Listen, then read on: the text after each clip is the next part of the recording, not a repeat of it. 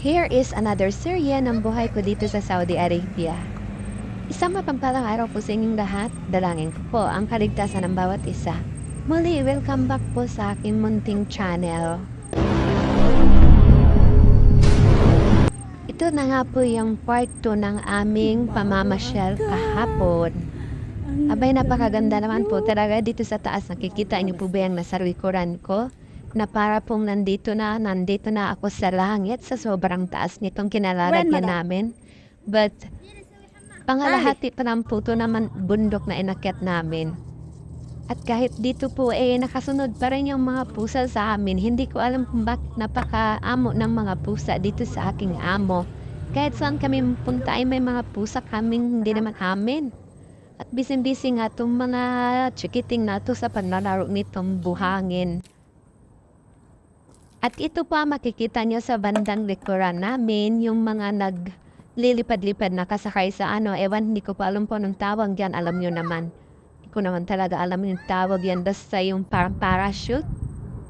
At ito naman po ang view dito sa harapan namin.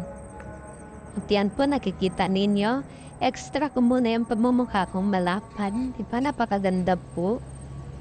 Oo, diba? Sino ka dyan? Di sana pinagsisihan ko ang oras na ito dahil hindi ako nagdalawang isip kung sumama kanina. Diba sayang naman sa napakaganda. Walang pakialam sa kanila kung anong ginagawa nila. Basta sila nagkakapi lang.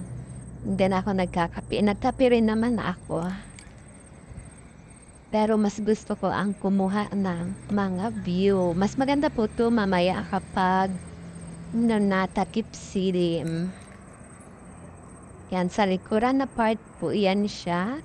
Pag nandito kayo sa lugar na to, hindi nyo nakugustuhin umuwi pa kasi ang sobrang ganda talaga. Ito lang maganda dito kasi may mga part po dito na free lang, maglalatag lang kayo ng sapinin nyo and then magdala kayo ng kape, ganon. Last year po, nung pumunta kami dito, doon kami sa pinakatuktok, as in tuktok na tuktok talaga. Kaya, na yun po, dito lang kami sa gitna.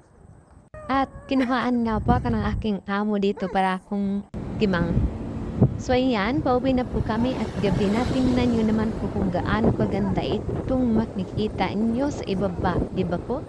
Ang ganda-ganda ng mga iba't ibang kulay ng ilaw. Hindi naman Pasko. Pero napakaganda po talaga ng mga pailaw dito sa syudad nila. Yun, tingnan nyo po yan. Ako ay amis na amis tumingin dito. Alam mo yung nag-aagaw yung yung dilim. Tapos, ang liwanag. Tapos, nagsindihan na yung mga ilaw ng mga buildings. Kaya ganyan na siya kaganda. Ang kagandahan nito ay dahan-dahan lang po yung patakbo ng aming driver kasi alam po niya na nagkukuha din ng video itong anak ng aking amo. So ayan, kaya napifeel namin yung moment at ganda ng kapaligiran. Yung iba po papunta pa lang kami pa uwi na. Doon po kami galing sa may ilaw na yon. Pagkataas po diba? Pero may tuktok pa po talaga yon. Hindi pa yun ang tuktok. Hanggang dito na lang po muna. Abangan ang part 3 dahil masyadong mahaba ang video for today. Bye!